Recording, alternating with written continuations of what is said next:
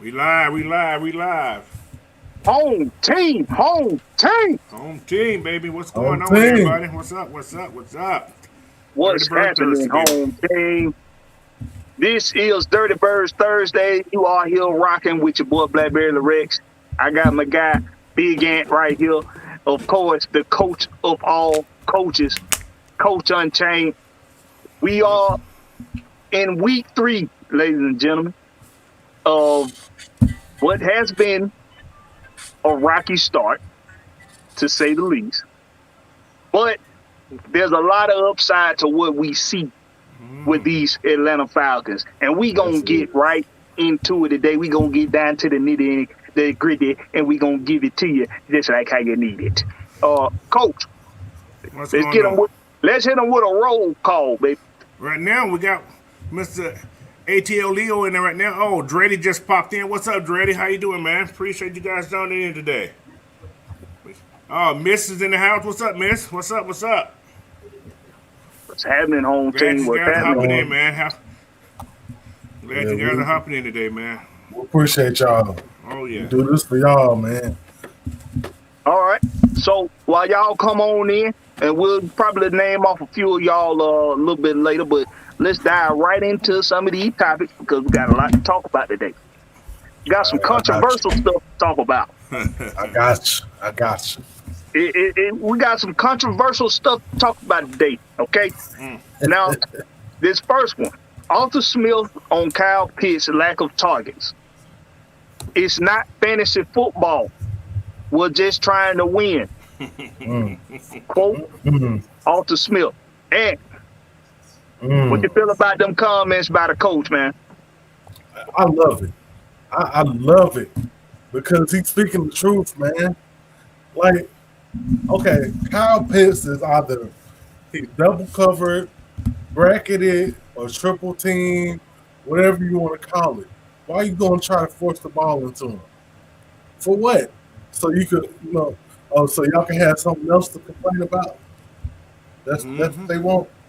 Oh, okay. So you want him? Y'all already complaining about him fumbling in the in the first game, and now y'all want to complain about him forcing forcing the ball into Pitts so he can get it intercepted. Come on, y'all. We got to do better than that. What you got, coach? Well, same thing here. Why force it? You know, Cal's gonna get his numbers, guys. Like I said, I'm a fantasy football player. Cal's on my team, right? Same here. And I understand what coach is doing. Like he said later on, he's gonna get his target, guys. And it's just point being, man. Just let the coach do his job. Just like I said, this is a game. He's not playing. He's paying for a paycheck, not a fantasy check, a paycheck. Paycheck. So, and then we are trying to win. You guys know we're trying to win. You can see it. So if you don't see that, you're blind. Yeah. So I won't force it. I'm riding with Coach Smith, man. Like I said, this is one of the toughest coach we don't had since it been around. So, we got Man Mike in the house. What's happening? What's up, Mike? What's What's up? Mike, what you think about these comments by the coach, man, about Kyle Pitts' lack of targets? Man, look, man. Y'all already know where I'm going. I know. I'm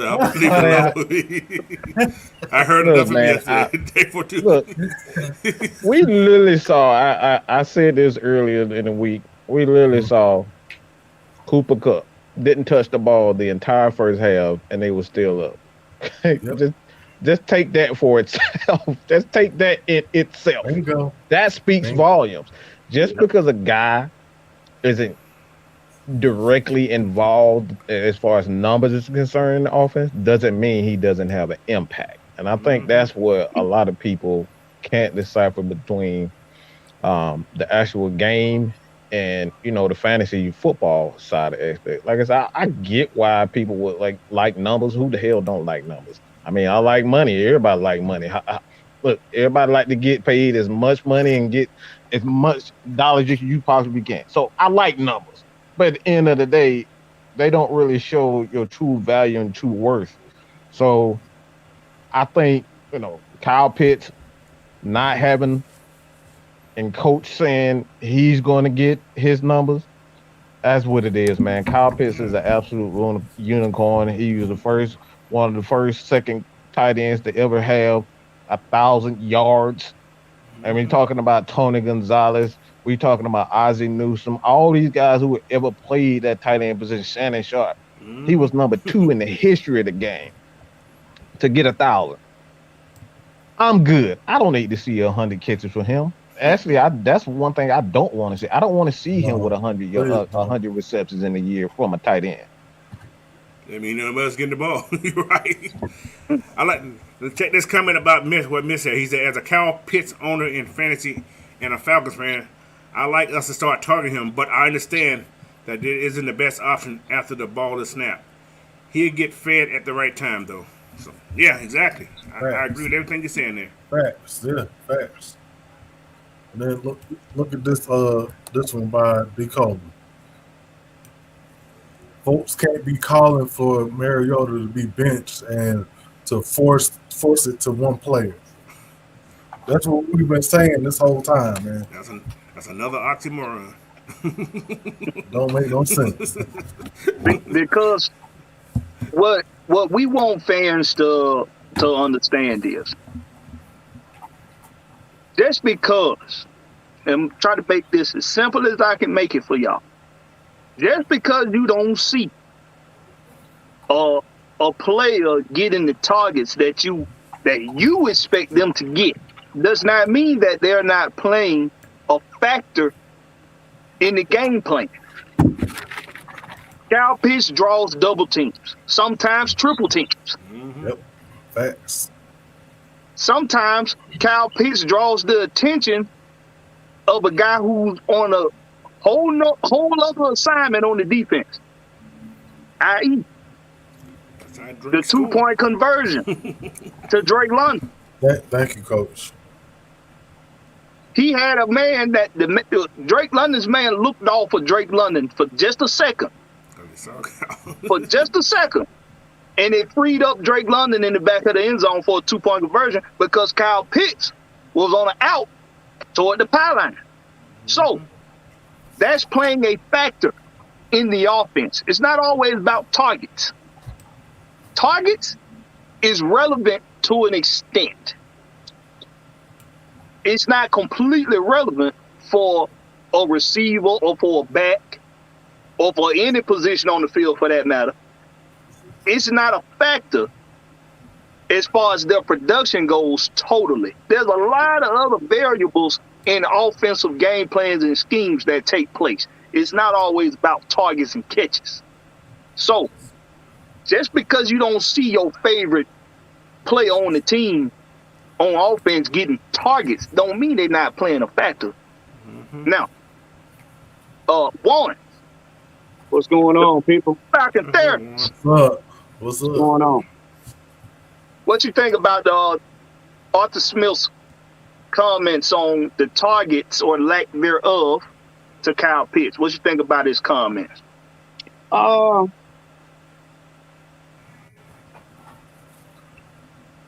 When I heard about him, I waited, doing some more research, but to me, I find it kind of like it's kind of like misguided because you got twofold. You got some people saying they're disappointed. Then you got the other ones that actually take time to go back and look at it and say, hey, this is what's going on. In my opinion, though, he said it himself. He's playing selfless football. And when you go back, and Mike did a wonderful job of showing, the breakdown or whatnot. But if you go back and look at that film, you see how Kyle Pitts clears out space for Drake London to make that touchdown.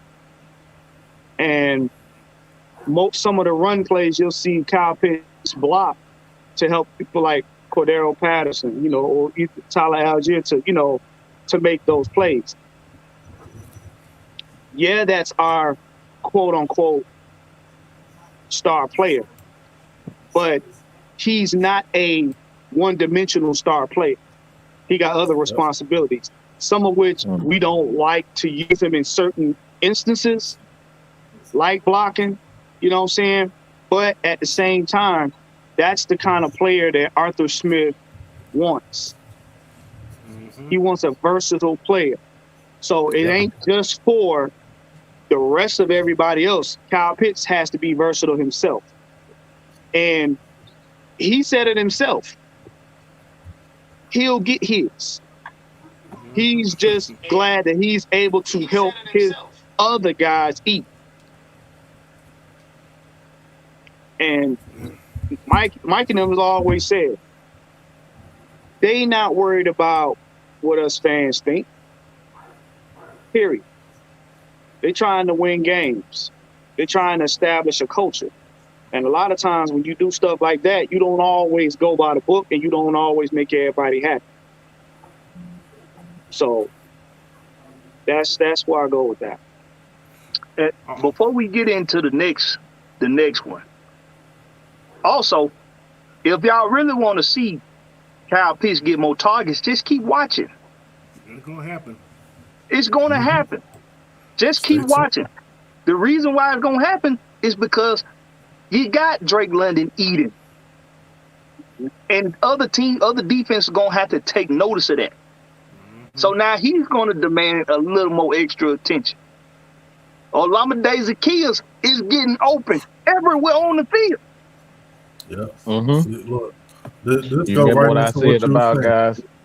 You know what y'all hear me say this all the time. I said it earlier when we talking about the quarterback position and what that's going to create for the running backs, for the wide receivers and whatnot. Talking about space. Just his ability to move around is going to create space for other guys. Drake London he's a 6'4", 225-pound guy. All he needs is he box guys out. He's open. That's why Mariota was able to even get the ball to him. He doesn't need a lot of space.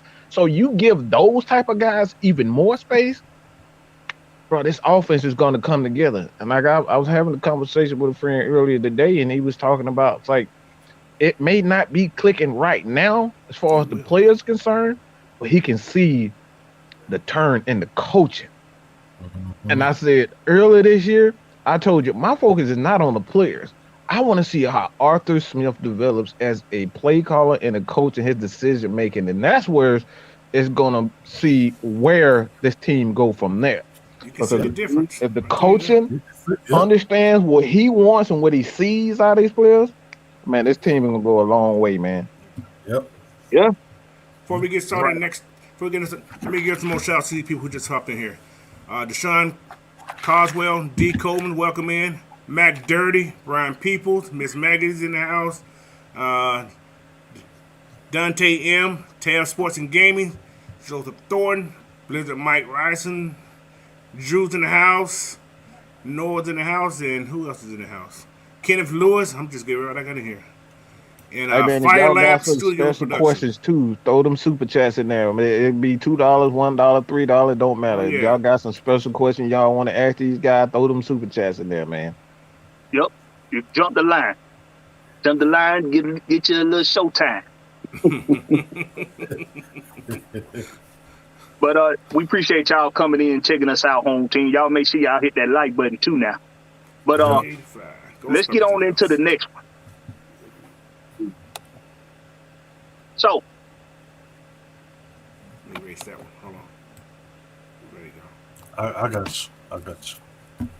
what specific areas does Marcus Mariota in the offense needs to improve on the red zone heading into the matchup with Seattle? Me. No. Go ahead, Coach. All right. First of all, we can't be having those mistakes down there.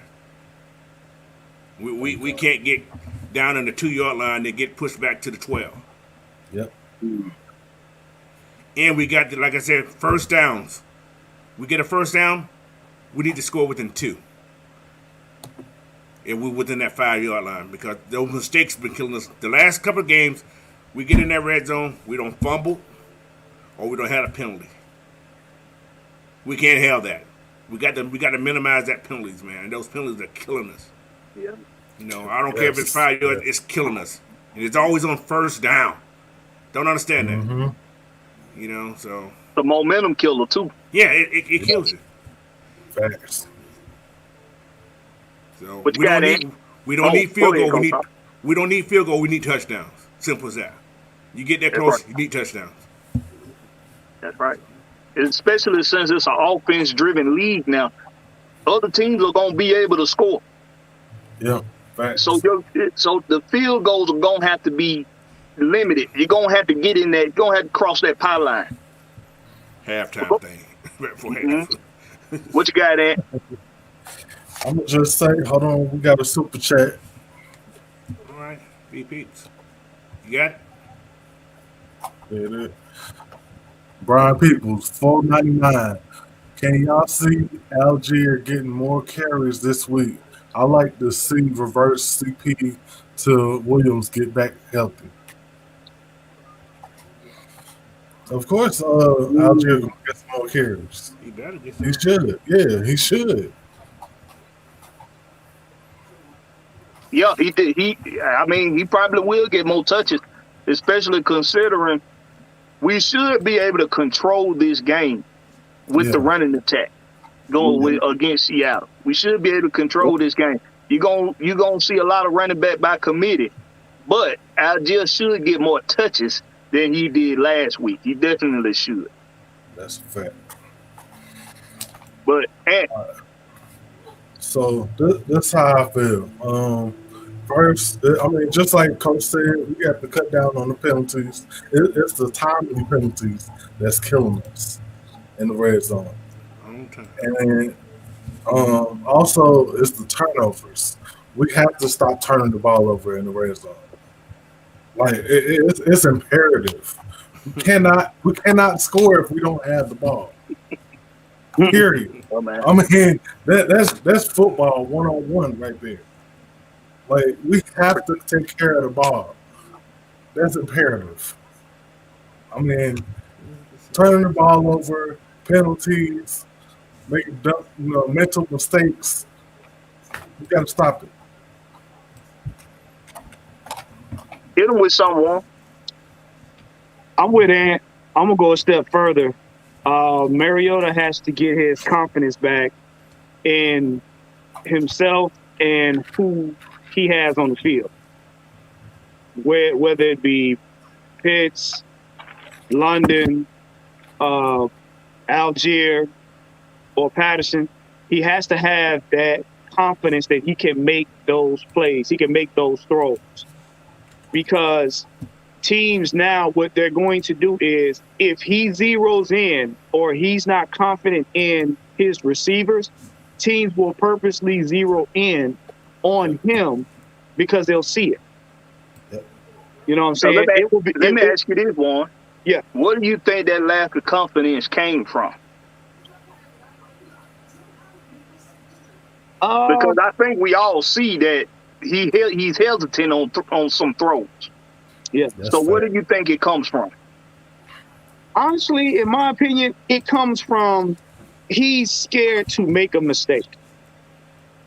Ooh, that's a good question. Because if you ever played sports, two things mess you up: playing like you scared to make a mistake, and playing timid from an injury. Facts. Because you mentally hinder yourself from playing at your full potential. And quarterbacks like him, when you try to zero in on your man and you're worried about making a mistake, you focus more on making a mistake than you do making a play. Bingo. You take your eyes off of the coverage. You take your eyes off of any adjustments. You take your eyes off of, like, if they got spies or whatever, you take your eyes off the entire game. So you're just there in body. You're not there in mind at all. And that's what it is. He's getting down into the red zone, almost like putting pressure on himself to be like, oh, shoot, I got to make this because why? We got to win. When it should be, we're going to win. Let me make this play to the best of my ability. Trust me. You know what I'm saying? So once he gets that out of his head, it'll all come together. Yep. And then he's also putting pressure on himself based on what he hears in the media because they hear it. And like I said before, he's trying to prove to himself he has value on this team. He's trying to prove to himself that he is who he thinks he is, not what everybody else says he is. And you can't have that. You can't have that battle on the field. You know what you just explained. You know what you just explained right there. What?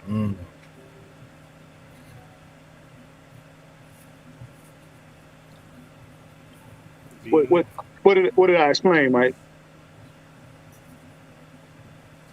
Did he just fade out? Did you freeze up, Mike? I think he froze up. Yeah. Oh, he might have froze up.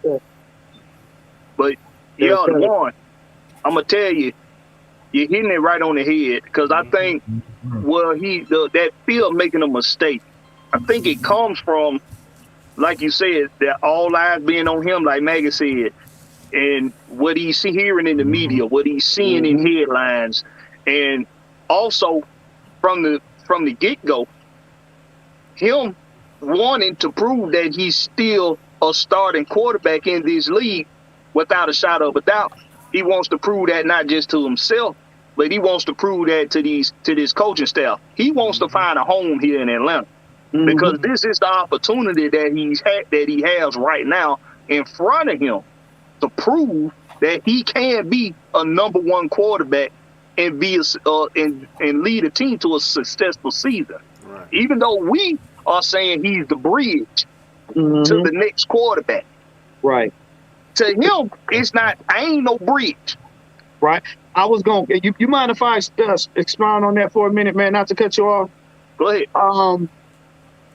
Yeah, because you got to think about it. And Mike said it earlier too, and I think you did too on one of the shows. You was like, when somebody consistently tells you over and over again that you ain't this, you not this, you a bridge quarterback, whatever the case may be, believe it.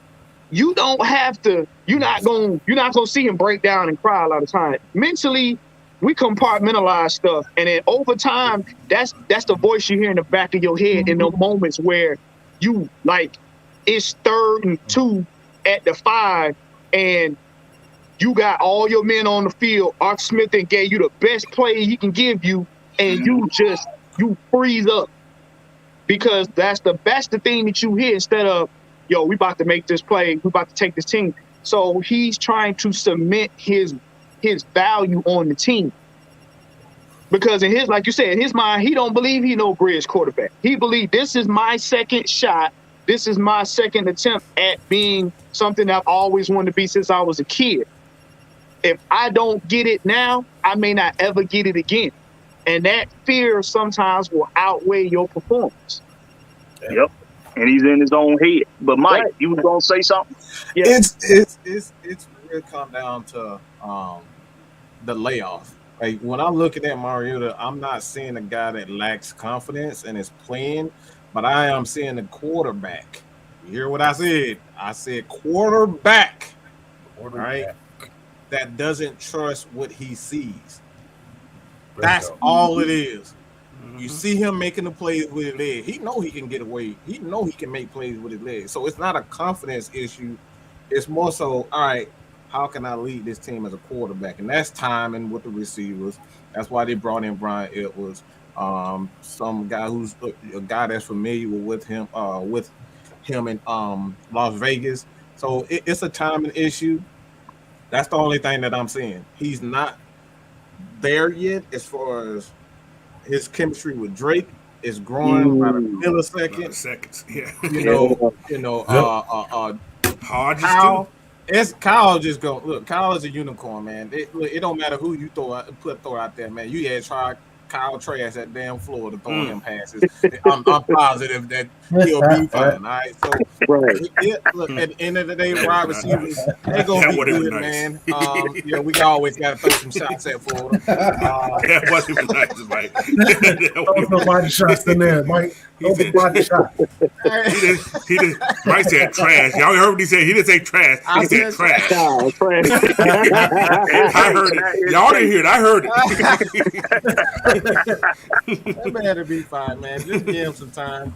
I think the only thing, like I said, I was talking to a friend earlier today, and I was just saying, the only thing that's really concerning about me is just, all right, are these fans and the organization going to look at him if we start out 0-3? All right, man, you said we worried about winning, but we ain't got no wins. Those questions and comments are going to start. So they have to win for that reason alone. It's a must win for that reason alone if they want to continue to fight. All right, because if they don't win, guess who's going to be?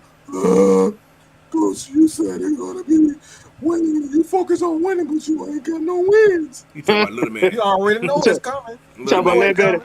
Yeah, little man. Coach, why you guys making any wins? I was at the game, man, and I had to sell my ticket halfway through the second quarter. Yeah, that's on point, Warren. I know. That's all I'm That's what he sound like, man. Well, we here. But you know what? Hey. You know what? Jesus Christ. In my opinion, we win this game, you're going to see a different Mariota. When we win this game, you're going to see Mariota physically be like, okay, let's get to work. Okay, I got You know what I'm saying? It's just like remember, like when you watch basketball, baseball, until you get that first shot, you drop that first three, or you get that first at bat and you knock it out the park. You had that sigh of relief, like, okay, now let me get to work. I got my feet under. That's what he's waiting on. You know what I'm saying? Because 2 times he's been close to winning from something bad happening. Imagine if he gets those 2 wins. At this point, you wouldn't be able to tell him nothing. He would actually get to work. That confidence would actually be there, be apparent. So now it's like, okay, it's crunch time. And he's gonna have to dial in his focus and get that win. Once he gets that win, the chemistry, everything that we're talking about will kick in. Yeah. It's nothing like getting that first win under your belt. And gaining that confidence as a team that we can put this together and we can be successful. But in that red zone, they have to protect the ball. It's simple as that. It don't get no simpler than that. I mean, I can't protect the ball. Because these past 2 weeks, if you protect the ball, more than likely you come out of both of these games with wins. Yep. So it's about protecting the ball. There's a lot of the variables can sometimes add up so much. All of the in between the line reading, it can be so much of it that it's like, oh man, it's so much to dissect here. But if you simple it down and just look at the common denominator, turnovers. Yep. Protect the ball, and you more than likely come out with some wins. But we'll see what happens next. But let's get into the next one. Somebody go ahead and click that thing for me. Hold on. What's up? You got it all? I got it. Yeah. There we go. Will Ritter sooner than later start? Will you start sooner than later? I'm gonna go ahead now. I'm gonna pass this. I'm gonna pass this off to who I think gonna go at it a little softer to start it out, because I think somebody gonna go hard on this. So I'm gonna pass it over to Ant. Ant. Lord Jesus. Here we go again. Why? Why? We keep saying this over and over again. Why am I going to march a rookie quarterback? Hold on. You know what? I think that's going over everybody's head. Yeah. Because why are we going to march out a rookie quarterback that has no he has look On top of 2 losses now.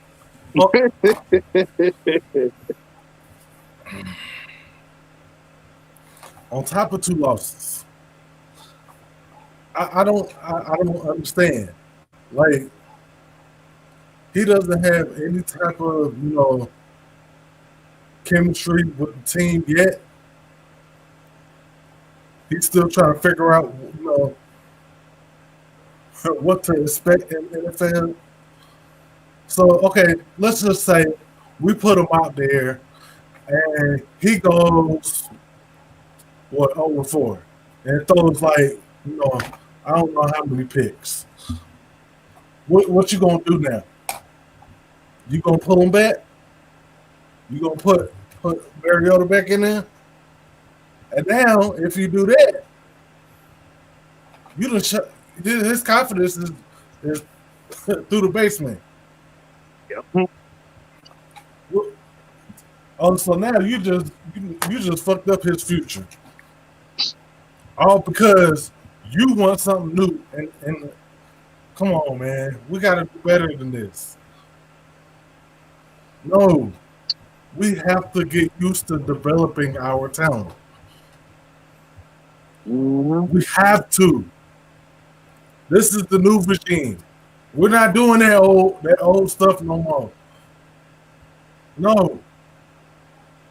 This is a new day. We're trying to develop our talent, not just for right now. Next year, year after that, 3 years from now, who knows? And before I pass it on to you, Coach, Ant just hit it. He just hit it somewhere where I wouldn't even expect it. And he's right. You have to get used to developing players. I think because fans see that this is a professional football, that development don't come into play. It does. Yep. You're bringing a kid to a grown man's game. Bingo. I want y'all to think about that. You're bringing a kid to a grown man's game. College and professional are 2 totally different speeds. 2 different animals. College has 1 speed. The NFL, you're going to go back through 4 different speeds before you get to grown man football. You can't just skip speed 1. You can't go out. You can't take it out of low gear and put it right into high gear. Nope. You got to work through them low gears first. Okay? So development is still key for these young guys. Coach, what you got? All right. If Desmond Ridder was ready to play, I'm almost positive Coach Smith would have put him in. That's just in general. Being Marcus is a vet, Marcus know the scheme. Coach went what he knew. He knew Marcus can run this offense, and he trusts Marcus. He doesn't trust Desmond because he's still learning the system. So I wouldn't chance that rookie going. Desmond. I'm calling him Desmond. I ain't gonna call him rookie. I wouldn't chance my team putting a rookie out there to underachieve. See what I'm saying? Because if you go out there and he start losing games, what the first thing our fans in general gonna say? He's a bust. Yep. See what I'm saying? So why put that pressure on that young man? Put Marcus in there. Let Marcus do his thing. Marcus, hey guys, this guy finna surprise us, man. Y'all, I don't know what these fans thinking. I don't know what the hell they seeing.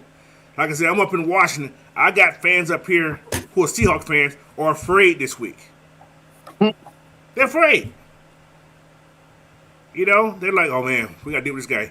He probably run all. They don't like running quarterbacks up here. Seattle, they had Russell, but teams that had running quarterbacks, they usually lost against those teams. But anyway, that's another story. But anyway, on Ritter, he don't need to start yet. Simple as that. I wouldn't start him. No. So I don't have a lot to say about that. I'm just saying I wouldn't start him. So One. I'm gonna go in an unpopular direction. If you want to destroy a culture in its infancy, have confusion at quarterback. You've seen it with the 49ers. Have confusion at quarterback. Only way you really put Ritter in is if Mariota is physically incapable of playing. Here's why. And they mentioned it. Even though Marcus has been in the league a long time physically, he has not had the snaps mentally to go with the years he's been in the league physically. that's true. So in essence, he's still a quarterback in development. He did what Ritter did last year. He sat and he learned. Now he went from a team where he learned to coming to a team where he now has to lead and teach another quarterback. If you do not let him develop, you will damage Ritter in the process by putting him out too early. Because yes, number one, the minute he makes a mistake or loses a game, it ain't gonna take but one. Y'all gonna tell him he a bust. Then that damages his confidence that he has built up in training camp, in preseason. You want him to keep that poise. You want him to keep that leadership. Mariota has to develop. I know y'all want this quarterback to come in and just be killing it. We all do. We want to see him win. But you got to remember, he did not play a lot. You know what I'm saying? That, and I'm gonna go back. That's the same thing if Matt Ryan came in when he came into the Falcons or whatnot, and he played one game or two games and they sat him down. He probably wouldn't be the Hall of Famer that he is today. He was thrown in the fire. No choice. You know what I'm saying? A lot of these quarterbacks that are great didn't come in the team and just be great. A lot of them had to sit and wait. And then when they got the opportunity, they made the best of it. There's nothing wrong with Mariota other than his development. That's it. And the crowd's opinion of him, because you take a quarterback that got the last team he had to the playoffs, and then you sit him because of an injury. He had to mentally get over that. Then you turn around and he went to another team and he sat to learn. He has to get over that. Now he's coming here and he's being expected to be a day one quarterback. It takes time for you to get that rust off you. It takes time for you to develop. Once he gets it, you're going to see a whole different quarterback. And like Mike said, he got to have chemistry with his receiver, with his running backs, with his tight ends. If he don't develop that chemistry, putting Ritter in ain't going to do it, because Ritter got to do the same thing. He got to get that in-game chemistry, because there going to be some teams that's going to learn how to disrupt him. And you ain't always going to have Bernhardt catching the game-winning pass. You don't think we thought that Brian Edwards had the ball? No. We didn't expect Jalen Ramsey to pick it off. But that kind of stuff happens when you don't have chemistry.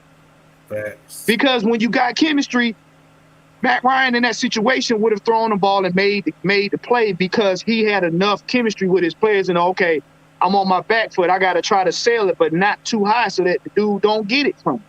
He know that. You got to let this man develop. And thinking y'all want to get the two out of college, they got the same learning curve. It don't change. You can't skip the program because you like the player. If you go and get a new quarterback, they're gonna have to go through their progressions. They're gonna have to get their development time too. Some develop faster than others, but you ain't gonna skip steps. Trust me. Trust me. Do that. Malik Willis is finding that out now. You can have an arm and be athletic as you want to, but if you do not have the proper progression and development as a quarterback, you won't last long. Yep. We got a super chat in here. We got a super chat from let's get to the A1 super Day chat. One.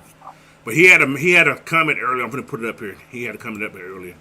He said, "I'm sorry, but this is BS. If Riddle was a first round pick, no one would say he needs development. That is true. He's not a first round pick. What you know what, Coach? You can be a first round pick all you want. It still sucks. You still have to gel and get chemistry with the team and the program you're a part of. Just because you're a first round pick don't guarantee you're going to come in and know everything. Every quarterback has an adjustment period. I don't care who they are. You go back and look at all the great quarterbacks. And Mike, correct me if I'm wrong, but you can go back and look at all the great quarterbacks. They all had an adjustment period.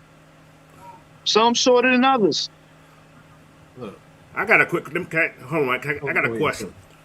What if Drew Bledsoe never got hurt? Would Tom Brady be who he is? I was going there, Coach. I was thinking the same thing. I'm sorry, Mike. Right in my head. I'm sorry, Mike. I got another analogy on top of that. Okay, give me that one. I'm just curious. We appreciate that $1.99. We appreciate that $1.99. One day. Go ahead, Mike. I'm sorry. My bad, Mike. My bad. Go ahead, I Mike. was headed there, Coach. I was headed exactly there. All right. So, when was the last time in the NBA you ever seen a player who scored 26.5 points a game benched? When was the last time you seen a baseball player who was batting .250 with 48 home runs benched? Never worry. Never. Never I'm will. just trying to figure out what's the damn problem. Okay, what's the freaking problem? Y'all asked for more points, we gave you more points, and now you want the quarterback who's giving you those points, help you get those points, you want him benched. Furthermore, on top of that, what does first round pick have to do with anything? We've had more first round picks that have been bust in any level. Well, it's just any sport. Let's just keep that real. Football has the biggest bust rate in any sport. So why are we worried about whether or not a guy is a first round, a pick or not? That's irrelevant. At the end of the day, Tom Brady, do it 6th, 7th round pick. Greatest of all time. Yes. So he had to wait his turn. He had to wait and learn. Sit down. Tom Brady would have never been Tom Brady if he did not get to New England and had to learn from one of the greatest of all time. One of the greatest brilliant minds of all time. He would have never had that opportunity. So we can sit up here and talk about whether or not, draft picks. Look, at the end of the day, draft picks means absolutely nothing. And yes, I said that. Draft picks mean absolutely nothing without a proper scheme and system. That's it. The scheme and the system, putting these guys in position to succeed. That's why you got guys like Von Miller. Von Miller is Von Miller because you put guys around him and let him eat. Von Miller is not as dominant a player when he's the sole source of defense. But when you put a defensive tackle next to him, you put a linebacker next to him, you put a couple of DBs behind him, that boy gonna wreak havoc because you got all these things that makes take this game to the whole nother level. He don't have to worry about stopping the run. Yeah, you don't hear nothing about somebody. Oh, Von Miller, man, what a great run stopper. No, you don't worry. You don't hear that. You hear him getting after the pass. So at the end of the day, man, it just comes down to Mariota, Desmond Ridder. He needs to sit. He needs to understand the game and not just throw a kid out there because you want to see what he looks like. Like, come on, man, that's crazy. Yep. Aaron Rodgers, Patrick Mahomes, two guys considered to be the most talented arms that a lot of people are saying that they've ever seen at quarterback. Both of those guys said. Both of them. Aaron Rodgers said for what? Was it 3 years? 3 years. Yeah, behind Brett Favre. Yeah. behind Brett Favre. Mm-hmm. But a lot of y'all out there consider Aaron Rodgers to be the best gifted quarterback you've ever seen. Hell, I think he's the most gifted thrower of the ball that I've seen. Patrick Mahomes might be coming along to take that title, but those guys sat. They weren't thrown in the fire for no reason at all, just because of 2 losses. 2 now, just 2 losses. And I would understand it if Mariota was out there stinking up the field. I would understand it then, but he hasn't been stinking up the field. It's been situational moments where we look at it and we say, Mariota, just make a better decision here. These are things that can get better. These aren't things that, oh, well, he just trash, throw him out. Those are not these kinds of situations. These is, you should have looked for another option in this situation. Protect the ball better in this situation. These are the situations that we're talking about with Mariota. Not you stinking up the field, because he's not. He's executing this game plan pretty damn well. 26.5 points a game. Yeah. Can't beat that. He's executing the game plan. It's mental. And what about 4 minutes?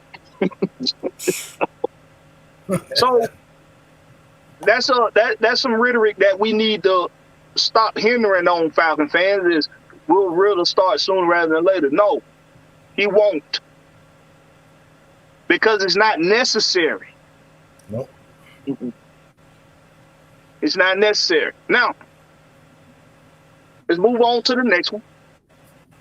Because we're going to be leaders. We're going to lead by example over here. We moving on.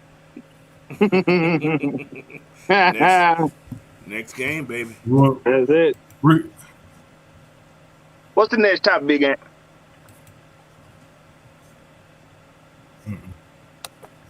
This one right here. How can we improve linebacker coverage without the presence of Debo? Is he the missing piece? One, what you got?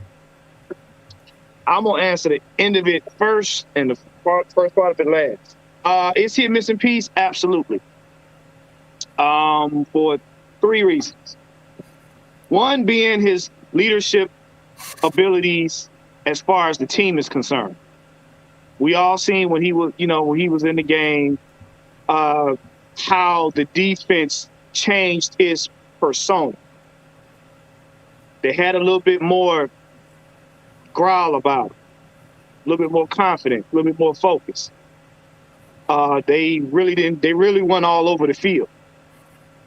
2 is his presence in the game as far as the opponents are concerned, because his reputation precedes him. They know that if Deion Jones is on the field, he is a force to be reckoned with, and he's somebody that needs to be paid attention to. So coaches like to change their schemes to try to get around him, because they know he commands that kind of presence on the defense. And 3 is his teaching ability in real time. He's able to see things. He's able to read, what's going to happen when a lot of these guys may not have that experience to see it. Now, with that being said, yeah, there are things that we can do. In my personal opinion, there is, at this point in time, hear me clearly, I said at this point in time, there is not a player that really can replace him solely, but you can compensate. Number one, you got to pick a couple players, that have stepped up. But everybody in this instance has to pull their own weight and do their job, because you got a lot of rookies on this team.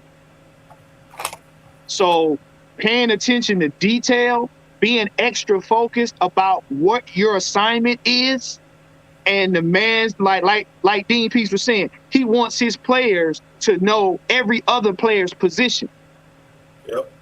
That's the reason why he said that, is because players like Deion Jones are so valuable. They know Deion Jones knows who's supposed to be where and what coverage. So in order to combat the fact that he's not there, players are going to have to understand their position and the man next to him to understand, okay, if A happens or B happens, or if it changes, I know how to adjust. And I got to pay attention and be well aware, okay, of my surroundings enough to know, okay, if something happens, I need to be able to change with my brothers. I can't leave it up just to the fact that I'm a rookie. I got to know my assignment, and I got to know what the man next to me is doing. Because teams like the Rams and stuff like that have coaches that know how to scheme up offenses real well, and they got playmakers on their team, are going to take advantage of that. And that's what we saw in the first pretty much the first three quarters. They was bouncing off each other like marbles, because they weren't really focused on their assignment, and they really didn't know the man's assignment next to him. Somebody can go next. What you got, Mike?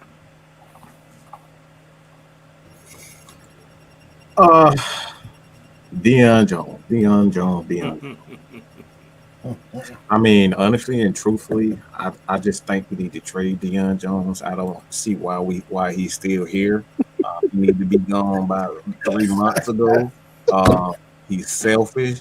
He's a loser. He lost the Super Bowl. I mean, I can keep on going. He's the sole reason why we had 28-3. Like, I mean, we can keep going on and on and on and on. Don't forget, he don't make critical tackles. He don't make critical. Oh, there you go, Ed. There you go. He got a bad attitude. Hey man, look, I think the biggest. Look, let me just say this about. I'm gonna say this about Michael Walker. I truly believe that he has the it factor, but the it factor isn't enough.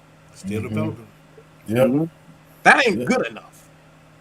I can get guys who can come in once in a while and hit up spot up threes, can block a shot or two. But can you stay on the court? Can you give us a quarter, 2 quarters, 3 quarters of just solid play? Understand what you need to do and be in the position, in the right position. Okay, in the right position. And when you have an avenue that is right in front of you, don't stand there and look at it. You gotta hit that damn. No, I was about to say something. Preach up. You gotta hit. Hey, you remember what I was saying about Mike Smith? Stop tiptoeing around that thing, bro.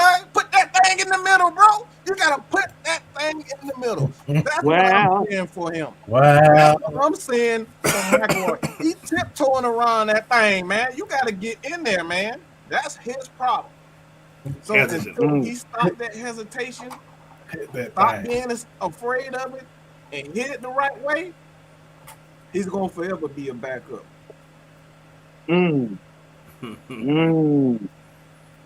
How about you, Ant?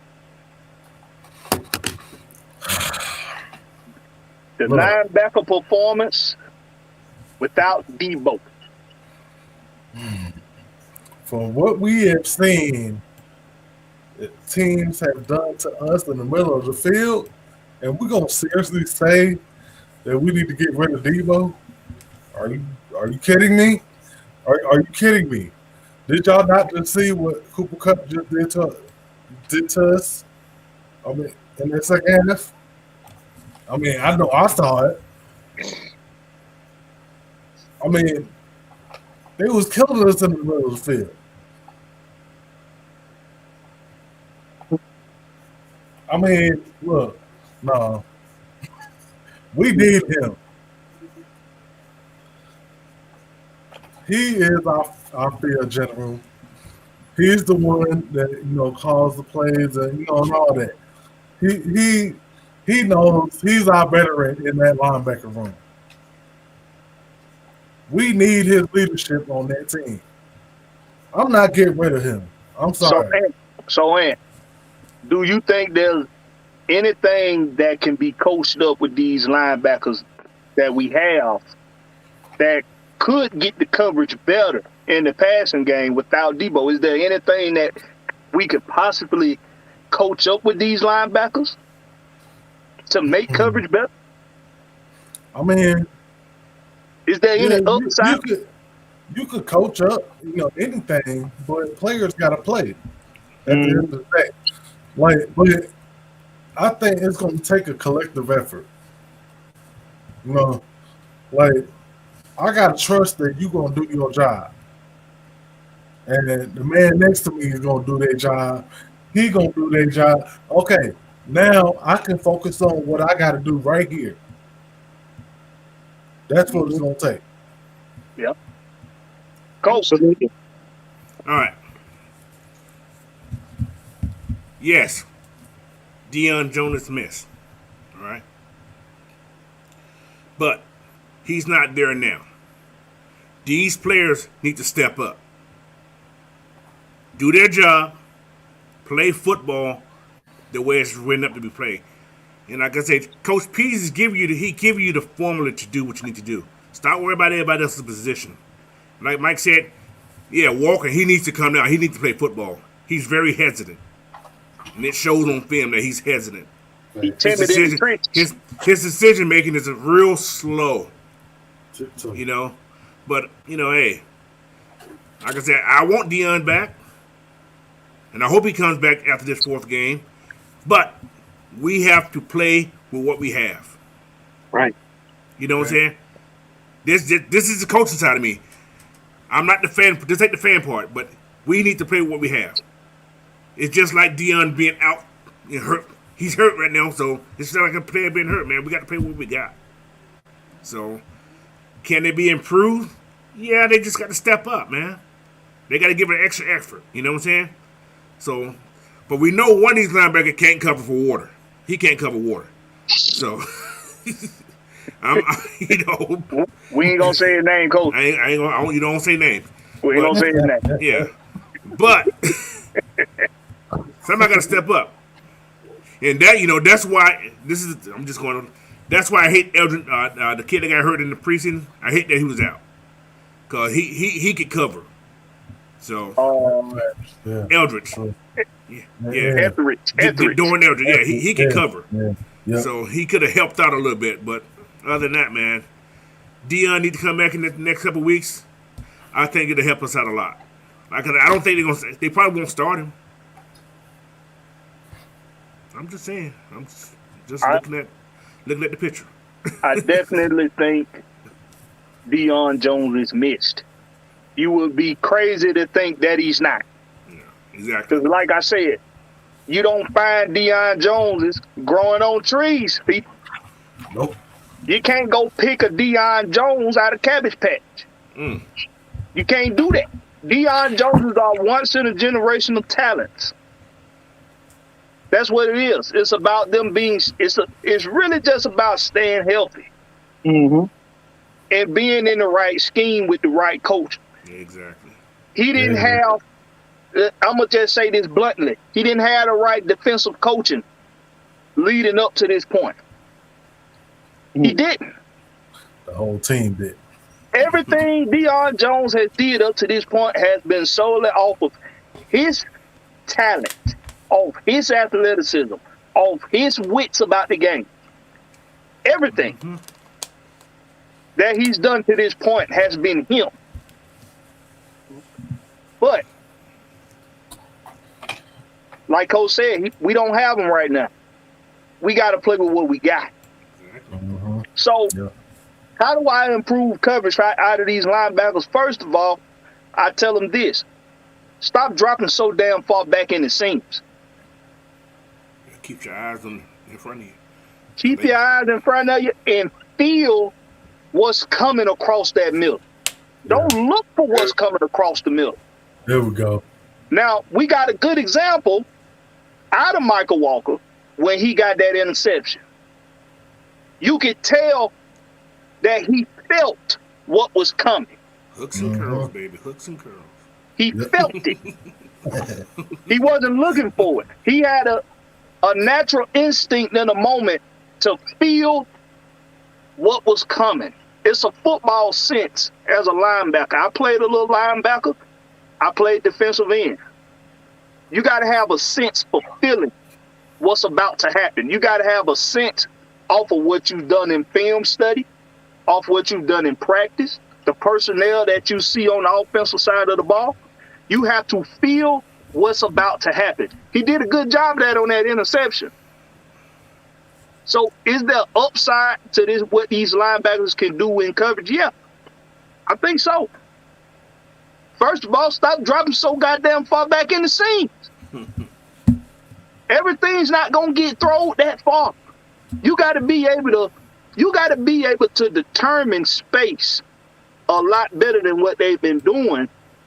And is it something that can be coached up? Like Ant said, maybe. Yeah, you can coach it up, but these guys still got to go out there and execute. But I did see signs of it out of Michael Walker on that interception. It's just about now, take that moment. Take that moment right there, Michael Walker, and apply it to the rest of the plays. Apply it to the rest of your time out there. Feel what's coming. Don't look for what's coming. You got to feel what's coming. A lot of times, your instinct as an athlete is primal. You can't coach it. It's something that develops within you on its own.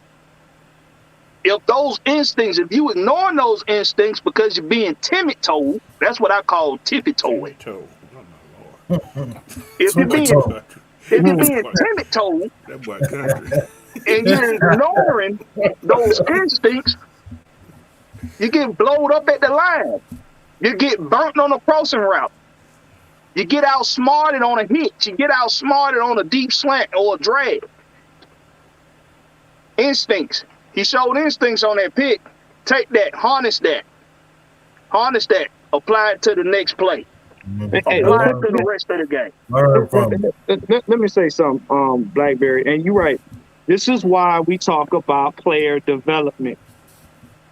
Because if these players do not develop, that instinct does not become solidified in their playmaking abilities. Yeah. You can't teach vision and you can't teach instincts. They have to develop. This is why we keep talking about it. Everybody wants the Atlanta Falcons to be the turnstile of the NFL. Well, if you don't do it one game, you're gone. Yeah, Arthur Smith don't play. Dean Pease don't play, but they're here to develop players. Because at some day, and we're kind of living part of that, someday Deion may be gone. You know what I'm saying? Who's gonna be next? That's right. We can't be playing 2-3 years down the road talking about, dog, we wish we'd have had Deion. Nah, somebody got to step up. And Blackberry right, it comes with player development. Because, like I said, certain players have instincts.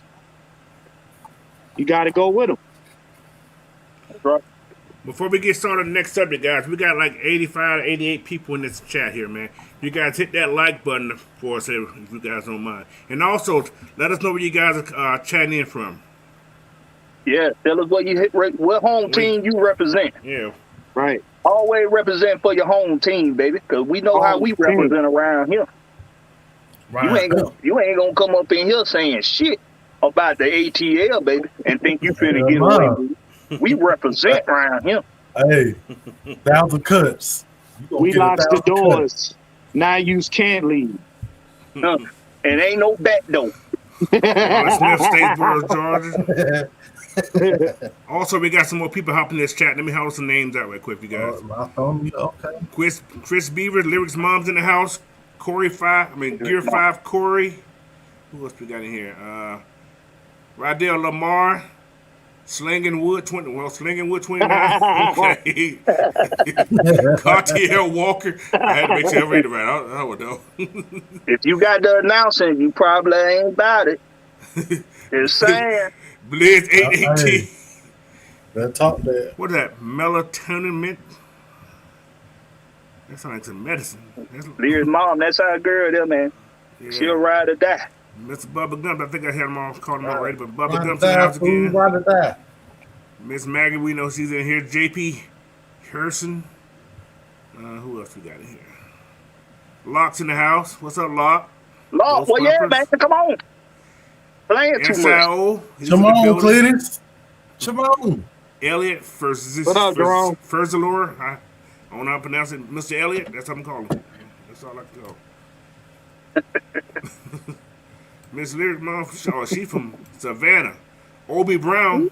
Oh, from she was Augusta, Savannah Georgia. girl. Okay. All right.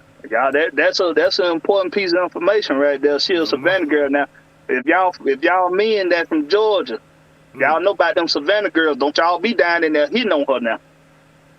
Everybody don't be down there hitting on you, mom. Hey, you gonna have to come mess with Hold on, Big y'all. Brother. Look at this here. Look here. Live Ooh, yo, from Brisbane, Australia. Australia, by way of Okay. He's traveling. He's Sichuan, traveling. China. He's always traveling. That man. Hey, we worldwide around here. We appreciate you for joining us, D. Coleman. Yes, sir. Always. But no Fire Lab Studio. But no, Okay. Hey, we that's try. right down the street from me, bro. That's That's right a down lot the on you. street. That's a lot on you right there. What's happening with you, lot on? I thought you. Zone 6. Zone 6. Okay, represent your zone. All right. All right. Zone 6 shouting. But while we at it, Do your let's thing. get into this 20% off Manscaped. If you ain't been paying attention, we are sponsored by Manscaped. It's right down there at the bottom. If you go on manscaped.com, you can use 20% off if you use the code AFN. A lot of y'all guys, if you're smelling yourself right now, if you're watching this and you smelling yourself right now, go hit Manscaped up, you that 20%, okay? They got deodorant too. For your They got balls. it. They got deodorant. They got moisturizer for your genitals. So you won't be ashy. They got clippers. They got it all. Go water your britches, okay? Go water your britches. Oh my lord. But since we are, been doing a lot of talking about the linebacker core today, something that was missing a little bit in week 2 that we saw a lot of in week 1 was the pass rush performance. In week 1, it was phenomenal. Week 2, it digressed a bit. So, Coach, what can we do to get back to that week 1 performance in the pass rush? What do we got to do? What I'll tell the players, they got to work harder. Simple. They're trying. They just not getting home. So, what? There's nothing you can do. If you pass rushing, you're pass rushing. If you're giving your all, you're giving your all. Some guys they scheme better, And we noticed what the team we played last week, what they was doing, they was getting the ball was coming out pretty fast though. Yeah. It was coming out fast, bro. Yeah. It was coming out. I mean, Stafford didn't hold the ball. He was boop boop, and it was gone. Plus, and I noticed the last couple of weeks, those guys are taking the longest drops. So it's taking us a long time to get back there too. We're close, but I think they're taking extra steps, man. Even in shotgun, they're taking extra steps that you usually don't see in shotgun. Yeah. So, do you think that come from maybe they anticipating coming into the game that they got some speedy guys on the edge? Exactly. So we gonna extend these dropbacks just a tad, or we gonna get this ball out a lot faster. That's exactly what it is. 1-2. They have to get it out fast, if not, they're gonna get hit. Yeah. So, and that's the same thing James did in his second half. That's true. Yeah, that's true. And how about you, man? Yeah. I'm saying, yeah, we just have to, like Coach said, try harder. We have to put that extra effort in. You know that that they getting the ball out fast, or they drop it. Here's what you do: if you can't get home, put your hands up. Knock the ball down. Mm-hmm. Basics. Those are basics, right? Ant? No, that's pass rush 101, man. Mm-hmm. 101. If you can't get home, put your hands up. Knock the ball down. You just saved a 10 to 15 yard pass. It might be third down.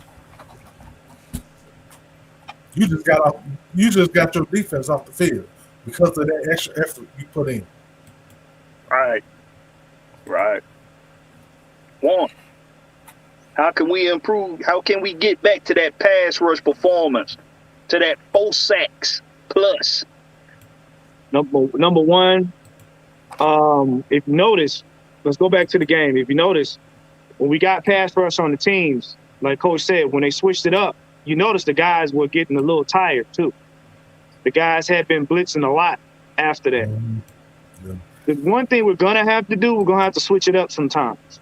Notice I said switch it up, not go away from what works.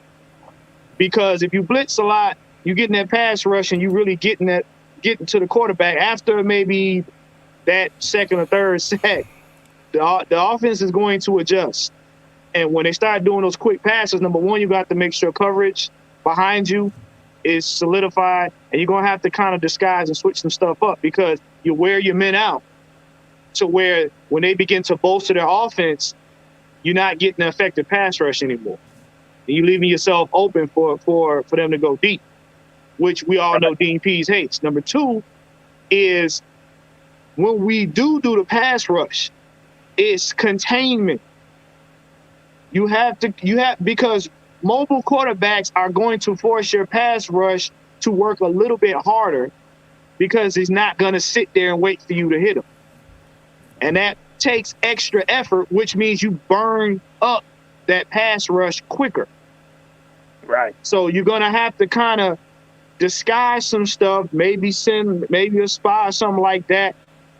And like Ant said, get your hands up. Anything to disrupt the timing between the quarterback and the receiver. Because if he's got a receiver that he goes to all the time, unless you can shut that receiver down or stop that running back or tight end, they're going to keep doing it.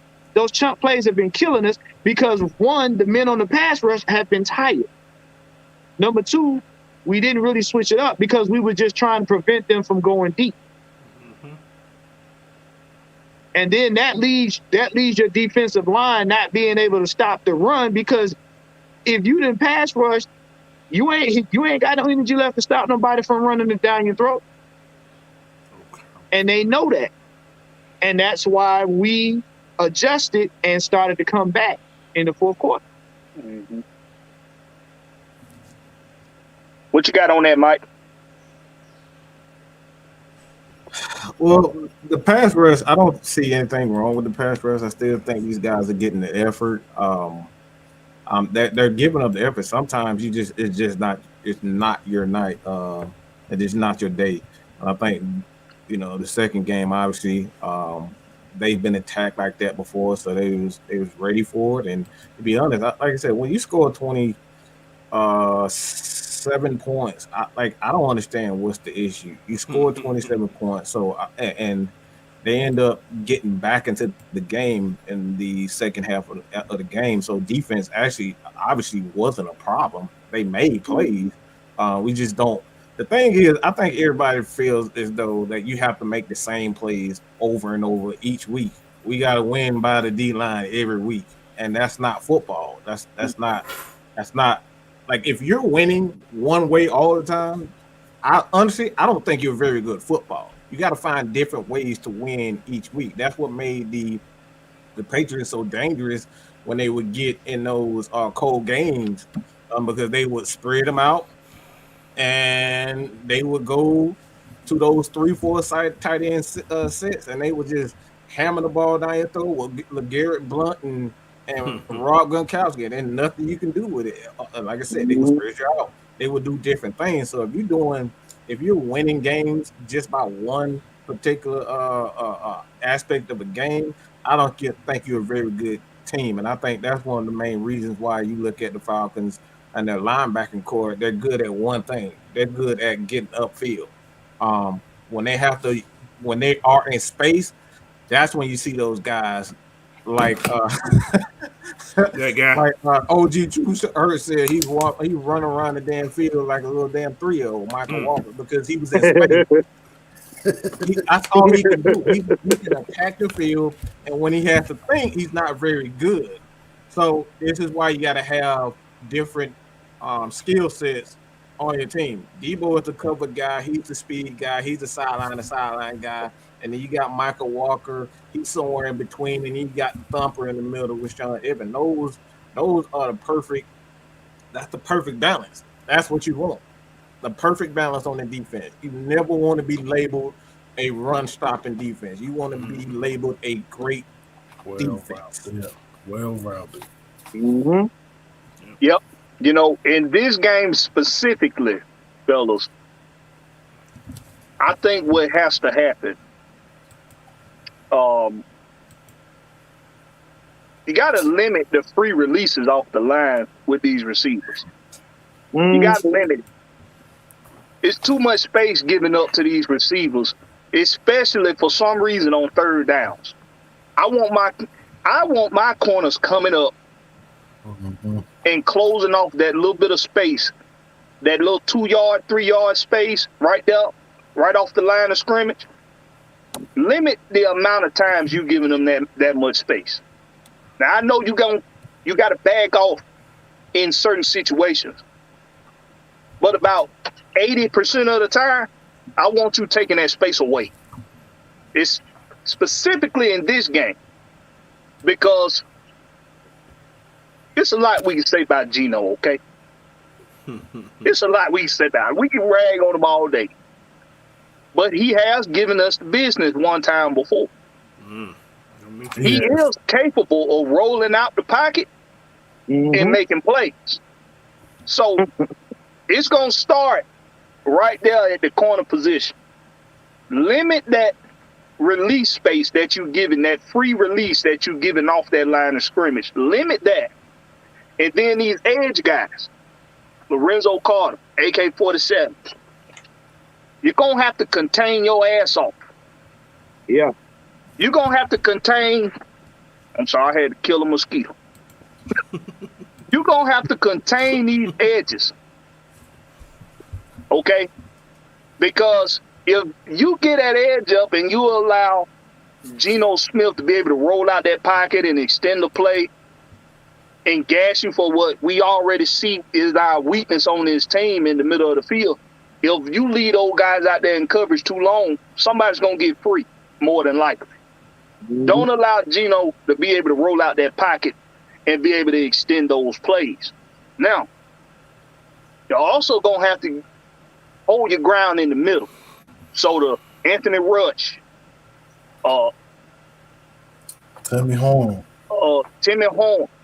Hogan Day, Taquan Graham, yeah, Grady Jerry, you're going to have to stand your ground in the middle because this pass rush this week is going to be dependent upon Geno Smith holding the ball too long.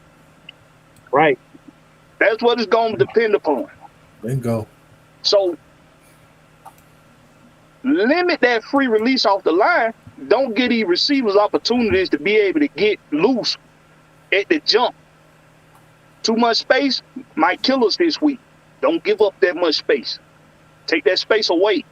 Allow the pass rush on the edge and allow the pass rush up the middle to do the job they need to do so that there isn't a guy open just 1-2 seconds off the snap. So that's how I think we get back into some of what we've seen in week 1. I think it's going to happen. Yeah. Yeah. What happened to last week? Yeah. Last week, Geno threw for 180 yards, right? 170 of those went to Lockett. 107 went to Lockett. And they ran for 36 yards last week. You got to remember 2 to 3 yards turn into first downs. Exactly. But they're gonna try to run the ball. I can almost guarantee that they're gonna try to run the ball. Coach, you notice what I noticed when I watched that game too. Mm-hmm. Seattle really, that first Seattle game when they played against the Denver. Broncos, they really tried to play a balanced game because they tried to keep the Broncos defense off Okay, I'm from gonna get from locking on or something. And I was looking at that, and I don't know if I mentioned that to y'all. I think I did, like, briefly. That's the one thing that we got to make sure as this team we got to stick to. And it's something that even the Rams had a hard time dealing with. When we would play a balanced game, especially on offense, where we would switch up, running, passing, it threw their defense off Mm-hmm. because they had to try to figure out what we were going to do. When we started trying to lean to one side, or we lean mostly on the running side, running the ball, or lean mostly on the passing side, that's when they started really trying to dial up the pressure and get at Mariota. So we got to play a balanced game of football. I got another take on that Seahawks Denver game. Seahawks played that game. That was an emotional game for Seattle too. Yeah. So they had extra Yep. energy for that game because Russell came back. Yep.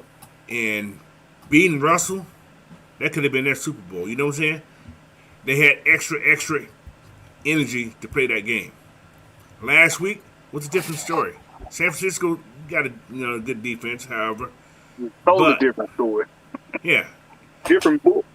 But that's the Seahawks I expect to see, that team right there. Mm-hmm. But we do got to watch them. I think our keys, we got to watch those tight ends, especially Seattle's tight end. You know, he's going to use his tight ends a lot because they got Metcalf and they got Lockett. Lockett's a sneaky guy, man. Lockett is he's there. He's a threat. You know, any way he plays, but we just got to play good defense, man. And he can move the chains. They got two rookies playing at tackles. They got a first round cross, and they got a kid named Lucas. I'm not sure what round he was drafted, but they both starting. So yeah, we got to use it. That's the exploitation right there. Yeah, we got to put that thing on him, man. What's happening with you, homie? What up, Locke? Y'all can hear me? What up, Lot? You know, since you're coming in the back door on us. Okay. Won't you give us your take on this week? Some keys to the game you think we need to have for this week. I'm really getting tired of people talking about. I can't believe I heard that somebody was feeling that Pitts was a bust. I don't even know where that's coming from. You know, people need to understand that. You know, I should have threw that ball. Right. They need to understand that once Mariota learns how to go through his progressions, and he's still learning while he's playing from the pocket and not instinctively just running, which is his normal instinctively move is to run when the pocket breaks down. Although that does have the opportunity to extend plays with his legs, but also they are still keeping an eye on Pitts. So at the end of the day, it's going to allow other people to eat. Once those other people get to a point where they're eating so much, it's going to take the attention off the Pitts, and then we'll get them. I would really want to see this red zone. Like I said, Blackberry always talk about protecting the ball in the red zone. I think that's when he's going to really shine because last I checked, you know, our number one rookie, Drake London, is killing it. You know, and it's going to open doors for other opportunities for other people. And I think I just read that Algiers put up behind Cordell Patterson this week. Mm-hmm. I was there last week. Oh, he was? Oh, yeah, he was there last week. I think really just allowing our team to trust the man next to him. Trust that the coaches know what they're talking about. Finish with your assignment and moving forward and trusting that, you know, and I really think if the fan base get behind the team and understand that this is a young team, it's a different team, and they're still trying to mesh together as well. This is Mariota. Mariota coming off the bench almost 3 years. and he got to command a team that's still young themselves. Right. I think getting pressure up the middle on Gino, I think that's the key. Getting pressure. I think once we settle down in our own skin and understand that, hey, we are a professional football team or we are a good football team, that they almost pulled up an upset. And like I was listening that, Coach said the people in Seattle, they nervous because he said they're nervous because we have a running quarterback, which he can throw the ball. Like I said last week, he needed to throw the ball. And we got the points that we needed in the first game. Our defense showed resilience just off of one play. It resurgence the team. We just needed to play all 60 minutes of football. And I think we're going to come off with a win. This I actually, honestly, I have us coming off with a win, definitely. You know what I'm saying? So at the end of the day, I just think that we need to settle on because like I think I read or listened to Coach P saying they keep hearing about how people tell them they're trash, they're garbage. They're gonna start believing that. I think once they get this first win, they're gonna build their confidence up, and then when we come back home to Cleveland, we're gonna beat them too.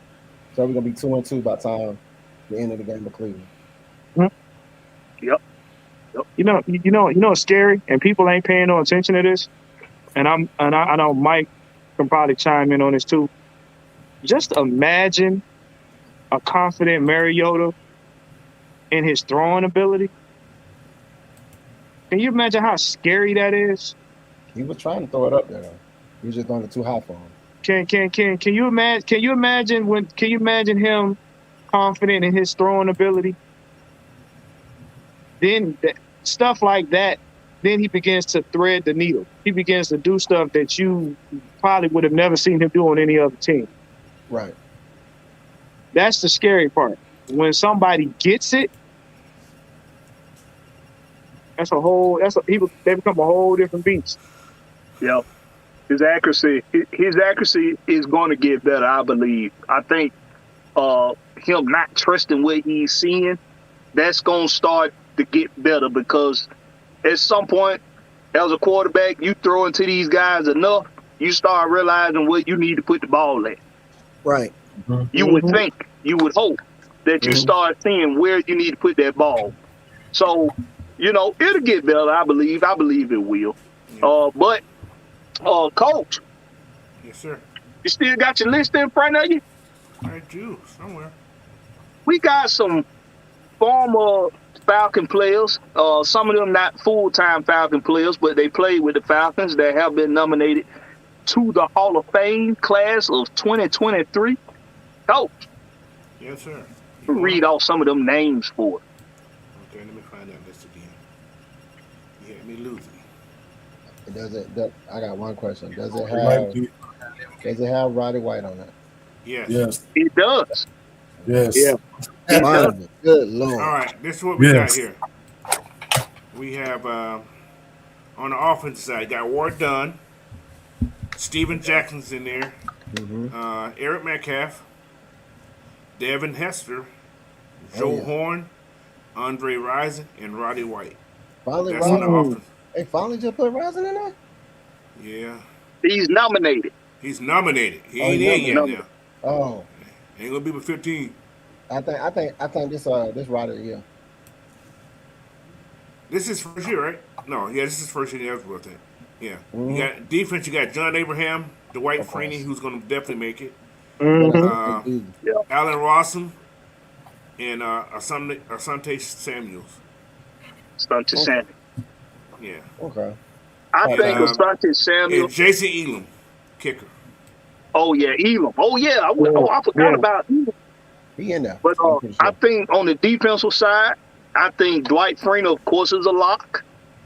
Of course. I think John Abraham, for some reason, I think they'll pass on him till the next round. But Dwight Freeney is a lock. But he's a lock. Yeah. I think Asante Samuel makes a strong case to get in off of this nomination. 3 Super Bowls with New England. Yeah. And if you go look at his numbers against some of the top receivers in his era, he actually did pretty damn good against some of the top receivers in his era.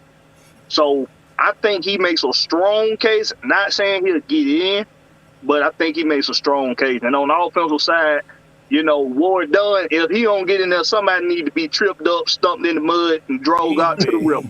Bro, let's go jump. If Ward Dunn don't get in there, somebody need to be tripped up, stumped out, and drove to the river. Hey, if Ward Dunn don't get in there, y'all might not see me for a couple days. I think Hester may make it. Devin Hester may make it. Yeah, he make a strong case as well. He does. I got a Devin Hester jersey. I say Roddy White too, man. Nah, Roddy ain't gonna get in the first round. They don't like I don't like him like that. You they don't like Roddy. Roddy be talking back, man. He like that. Right. He don't like to play by the rules. He that kid that's in the back of the class. Yeah. Hey, man, Roddy too outspoken for them, so I don't see him making it. Roddy told it like it is. When he ain't like something, yeah, he told it like it is. So like he did that. He got that little TO in him. He got that little TO in him. Hey, Roddy have his own party too, like T.O. Hey, he might though. Knock my He headphones might. off. All right. Y'all got something y'all want to say on that about who could potentially go into the Hall of Fame from this Falcons? I gotta give how many people they get? Johnny, man. Johnny Abraham deserves to be in the Hall of Fame. One reason why I say he won't make it because of the jackasses in New York. Exactly. They just think he's just a demon seed or something. And the dude is really a great guy, man. He really you can tell people just got there's certain issues in their life that they trying to get over. And if you actually know him, the guy is so easy to talk to. Maggie has had conversation with him before. Like I said, we follow him on Facebook, and he's just the nicest guy, man. But for whatever reason, those jackasses in New York, they just can't stand him, and they won't let him forget. They don't want him to ever they don't want him to be able to get over his mistakes. You do stuff as a kid, man. That shit shouldn't follow you for the rest of your life, man. So I say Johnny Abraham won't make it because of those jackasses in New York. And he didn't even leave New York. He left New Jersey. New Jersey. They play in the same state. Right. It don't matter. That's what I'm saying. He left New Jersey. Right. Don't nobody want to live in New Jersey. This is how butt hurt people act. Don't nobody want to be there. New Jersey is not desirable. I think another at all. Okay. I think they may put Steven Jackson in. I can see that. I can see that. He had a good run, man. Yeah. He had a great run, to be honest. Yeah, especially for St. Louis. Yeah. Until he came here, I can see that. That dude took some money. He took a lot of money. He get the ball. He in the ground. Yeah. You're like, the ball, scoring one touchdown the whole year. Son of a that boy. Ooh. Spent more time in his street clothes than he did in a uniform. Exactly. Hey man, calm down, man. Hey y'all, but y'all go ahead and get your questions in. Oh my gosh. And while we're waiting on y'all to get in your questions, y'all be sure to hit that like button. If you haven't subscribed already, make sure you do that, because we do the damn thing around here. We gonna make sure we give you the facts, the stats, and the truth, as my contemporaries say so eloquently when they do. Y'all see what Maggie just we said? We got a question from Brian People. That's a damn shame.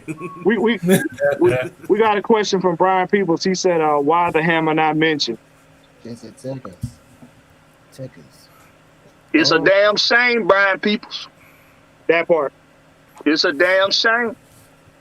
But you know what? The only thing I hate about the Hall of Fame thing, a player can say they want to be a Hall of Famer, but it's still up to the local media to put those names in there. You know what I'm saying? That's why AFN is trying to be that local media, and we need y'all to hit that subscribe button so we can be in control over a lot of these Atlanta Falcons players. and not just Atlanta Falcons, man, just around the city. Guys like Dominique don't get enough credit, man. Chipper Jones don't get enough credit, man. Man, Everybody in the world hate Ronald Acuna, and now everybody want to dance and hit backward flips and when they hit a home run. Now it's like, look, bro, we don't get enough respect, and that, like again, that's why y'all need to hit that subscribe button so we can be in more control and help these guys, because the media plays a vital role in getting these guys in the Hall of Fame. I know that personally. I already know the process. Again, if we get enough people to sign a petition and say, D-Lin, I need you to lead this campaign, or whoever it is. We got we got 100,000 people that said we want Jesse Tuggle in the Hall of Fame. They won't have a choice because they got the fans behind them. Right. That's why we need y'all to hit that subscribe button, bro. We got the power. I don't know why you guys don't believe that, but you got the power to put Jesse Tuggle into the Hall of Fame. We just got to come together and stop bullcrap. You ain't too young to know about Jesse Tuggle. You ain't too young to know about YouTube. Put his name in there and go look at him. Look, we met him. He a good dude, man. Right. Oh, Yeah, Good dude. very down to earth. Oh, definitely. Yeah. Very down to earth. Yeah. Who was Ama Uduku? Who the hell is that? That's the coach for the Oh, the linebacker coach? Boston no, Celtics. that's the Boston Celtics coach. He's currently in a scandal where he had a consensual You a goddamn fool. I'll say relationship. You Bruh. man, damn it, you man. What was that, married woman? Bro, that's all I can say is, bro. So they don't have full details released about their relationship, but it's just reported that it was against Boston Celtics policy, and She worked there, it was a consent. Everybody wife, man. Let's be honest. That man was rubbing everybody wife in that organization. That's why a whole deal. And see, that's why I don't think there's been a whole lot of detail on it. They're just saying that it was against company policy. He had a lot of basketball on it. But it was consensual. But the thing It was is, a consensual relationship. but see, the thing is though, he, as hard as he worked to get where he was at, man, he drastically, now they say he's about to be suspended for the season. You know what kind of impact that's gonna have on the Celtics team? It might have a very big impact. Yeah, Very big, because he's a damn good coach. yeah. But I would say like this: you having a consensual whatever compared to who you already dealing What, with. with the owner's daughter or something? Entanglement. I'm just curious.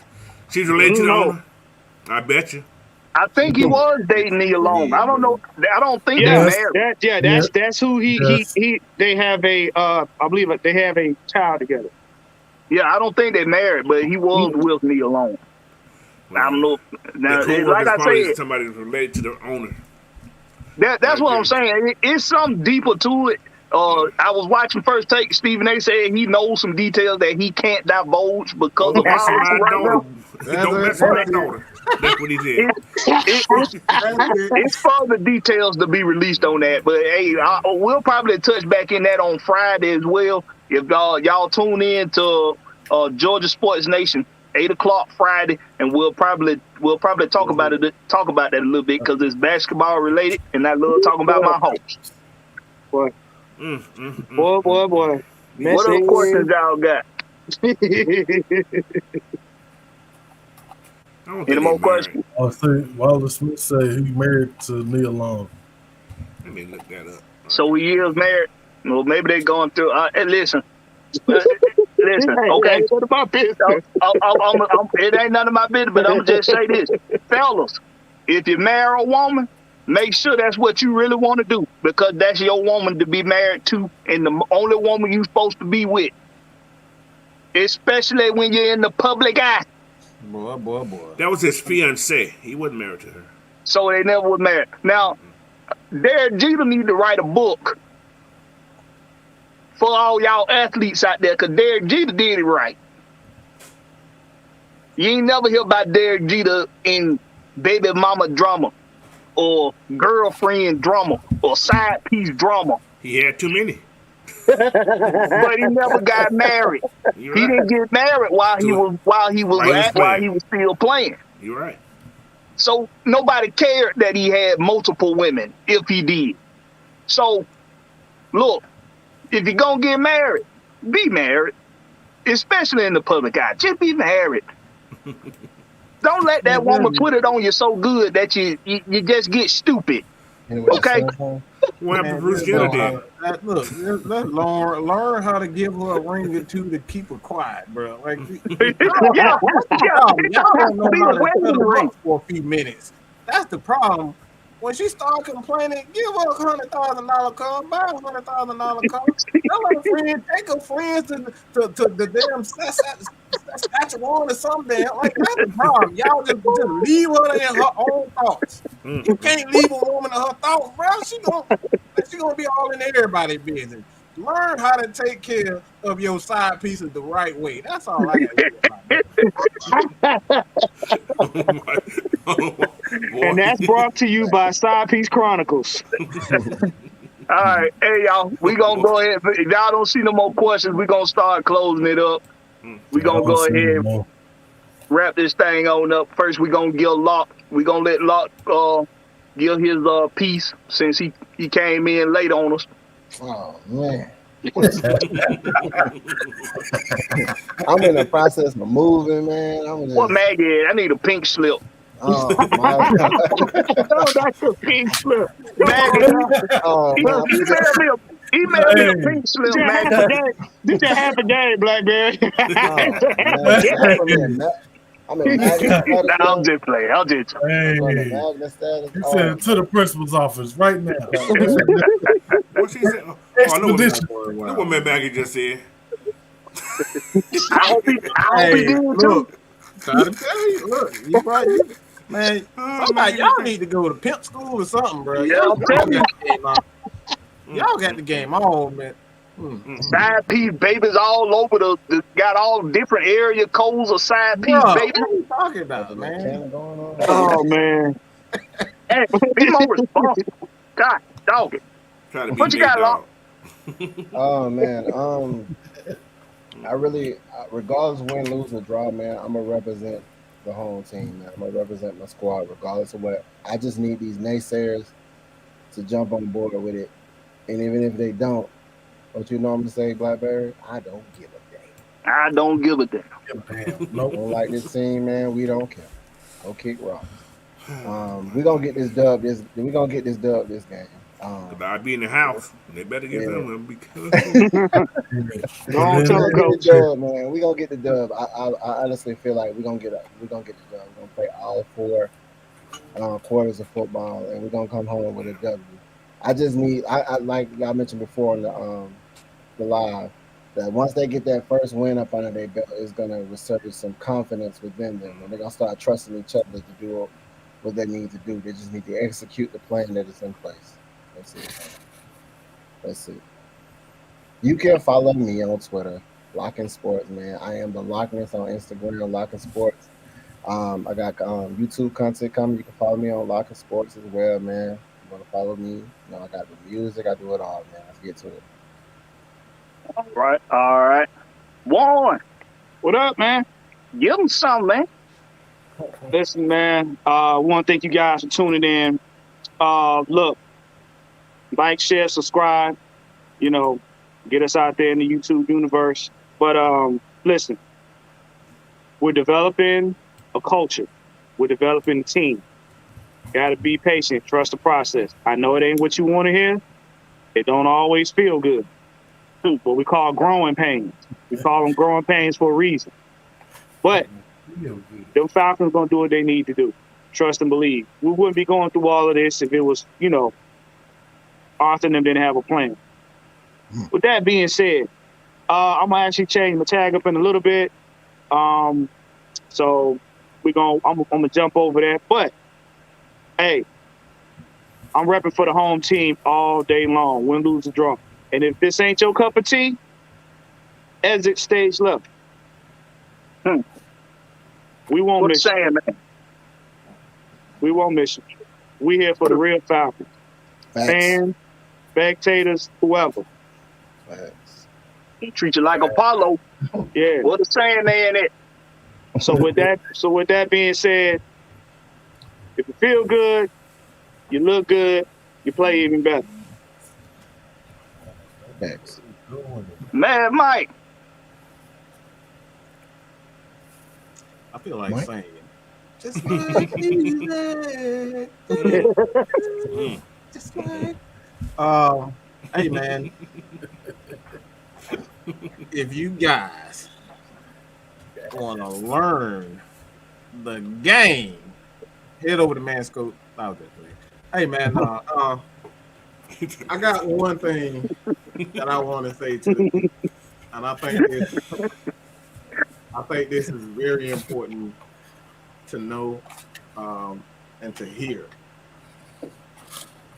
And I think this has been a major problem with the Atlanta Falcons, and just speaking for the Falcons fans, is that you guys are under the impression, and most, not everybody, but a lot of you are under the impression that people give a fuck about what you think. Arthur doesn't care what you think about his wide receiver, tight end, outside linebackers, inside linebackers. Terry Fontenot sure as hell don't care. And the billionaire, the guy who just bought a whole building for $1 billion, he put up $1 billion. I'm positive that he don't care about what Ant Jackson 229.44444 on Twitter, all them numbers. I can guarantee he don't care about what Ant says. I can guarantee he don't give a damn about what Mad Mike is screaming every day and ranting about every day. He damn sure don't care about what Coach is talking about. Look, he don't care. Once you understand your place as a fan, it'll be easier for you to understand what the Falcons are doing. You don't understand it because you're trying to put yourself in their shoes. Stay in your place as a fan, cheer, That part. be happy, and watch the process unfold. Stay in your damn place. You are not a idiot. I'm not an expert. Everybody's not an expert. I'm giving my opinion from a fan standpoint, which I do thorough homework and thorough research. Okay? But it's still from a fan perspective. Once you understand your place, you will not be frustrated. You will not be upset. You understand it's just the way things go. That's the way it goes. That's the way it goes. That's the way it goes.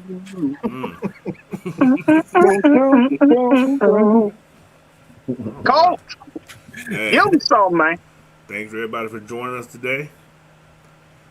We got a week to come, man. We gonna get this dub this week, guys. We gonna get this dub this week. So, all you naysayers and all you haters, join the party, man. Or just get off the boat. Simple as that. Works. You know. Don't sink or swim, baby. Man, red and black until I die, bro. That's how you roll. So, Big that's A. all I got, man. Hey, red and black till I die. All day. Home team. If y'all don't like it, if y'all don't like what this coaching staff is trying to do compared to what we just got out of, hey, I don't know. Look, yes, okay, yes, we got to the Super Bowl, but what happened? We fucking lost. Okay.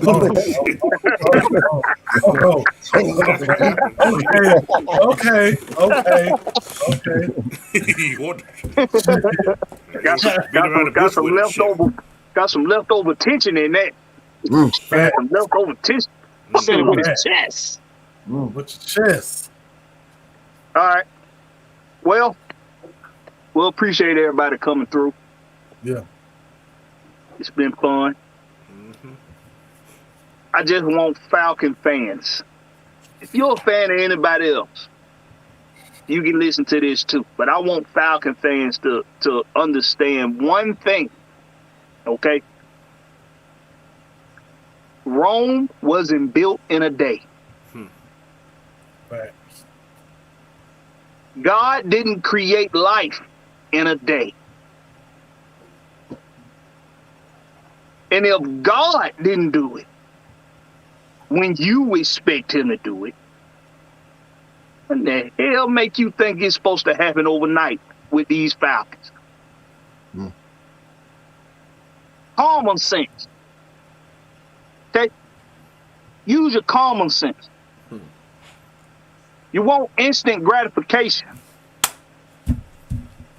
So I know we live in a microwave society with all your TikTok and your hoverboards and your Fortnite. A lot of you living in a digital fantasy land. That part.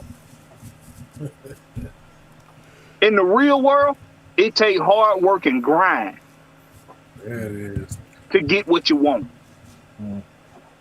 Gotta work for it. These coaches understand that.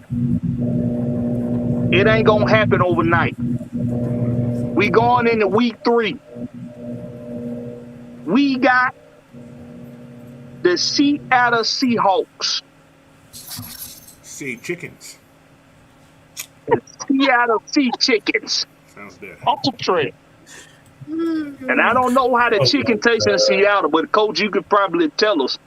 I cook my own. There you go.